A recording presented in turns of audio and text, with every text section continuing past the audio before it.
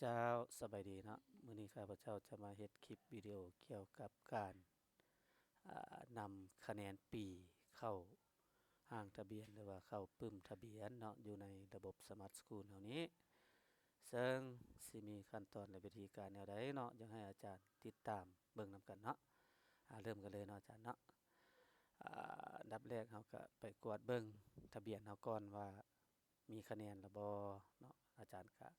เข้าสู่ระบบการโรงเรียนได้แล้วเนาะอันนี้เอาโรงเรียนประถมบันเกินเนาะขึ้นมาเป็นตัวอย่างให้อาจารย์เบิ่งเนาะหลังจากที่อาจารย์เข้าสู่ระบบการโรงเรียนได้แล้วก็แนะนำให้อาจารย์ไปที่เมนูที่9เนาะอาจารย์เนาะคลิกดุมซ้ายของเมาส์ใส่เมนูที่9แล้วอาจารย์ก็ไปที่แถบเมนูประวัติ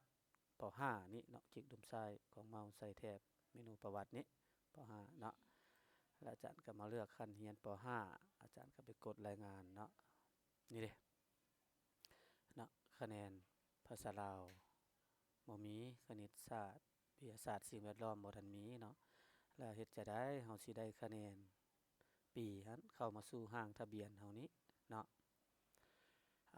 คันซั่นแนะนำให้อาจารย์ไปที่เมนูที่2ก่อนเนาะเมนูที่2นี่ก็คือรายงานคะแนนเนาะคลิกตรงซ้ายของเมาส์ใส่รายงานคะแนนนี้เมนูที่2นี้แล้วให้อาจารย์มาที่แถบเมนูรายวิชานี่แหละเนาะรายวิชาจากนั้นให้อาจารย์ไปที่นี่เนาะอาจารย์เนาะมาเลือกขั้นเรียนป .5 ห้อง1เนาะเฮาก็ไปเลือกวิชาเอาภาษาลาวก่อนเนาะอาจารย์ภาษาลาวตึ๊บแล้วก็ไปกดรายงานปึ๊บเนาะได้แล้วนี่เนาะคะแนนนี่คะแนนภาษาลาวถือว่าครบเนาะครบแล้วคณิตศาสตร์เนาะกดรายงานเดือน5นี่บ่ทันมีเนาะคะแนนเดือน5บ่มีแต่ว่าเสียง2มีเนาะแล้วก็วิทยาศาสตร์สิ่งแวดล้อมรายงานเดือน5บ่มีคันบ่มีต้องได้ป้อนเนาะอาจารย์ป้อนใส่นี้แต่เฮามาเบิ่งภาษาลาวก่อนเนาะปึ๊บรายงานอ่าก่อนอื่นเฮ็ดหยังอาจารย์เฮาต้องมาปิดปีนี่ก่อนปิดปีอาจารย์ต้องไปเบิ่งรหัสผ่านของเรียนอาจารย์ก่อนเดี๋ยวข้าพเจ้าขอ copy เอาก่อนเนาะcopy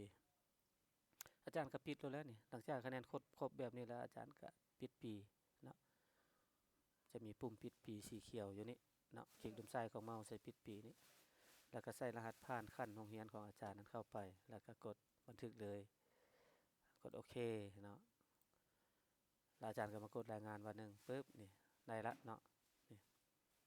คันเฮาปิดปีแล้วมันจะปุ่มปิดปีมันจะขึ้นเป็นปุ่มยกเลิกเนาะเป็นปุ่มสีแดงหลังจากนั้นเนาะให้อาจารย์ไปที่แถบเมนูรวมวิชา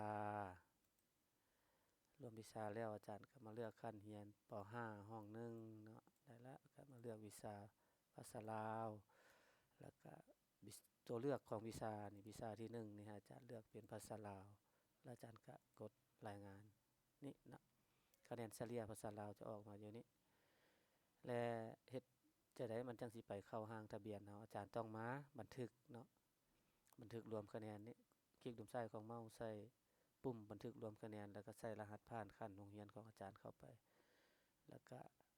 กดบันทึกเลยเนาะแล้วก็กดโอเคอาจารย์ก็มากดใส่ปุ่มรายงานในบัดนึงเนาะเนี่ยทีนี้เราก็กลับคืนไปกวดเบิ่งเมนูที่9เนาะไปที่แถบเมนูประวัติป .5 นี้มาเลือกการเรียนป .5 กดรายงานนี่คะแนนมันจะแล่นมาเนาะคะแนนจะแล่นมาแบบนี้แล้วส่วนวิชาคณิตศาสตร์เนาะคณิตศาสตร์นี้มาเลือกการเรียนป .5 ห้อง1เลือกวิชาคณิตศาสตร์ทึบปิดได้บ่อาจารย์เนาะปิดได้เนาะแต่ว่าคะแนนมันสิต่ำฉะนั้นแนะนำให้อาจารย์ป้อนคะแนนเดือน5นี้เข้าก่อน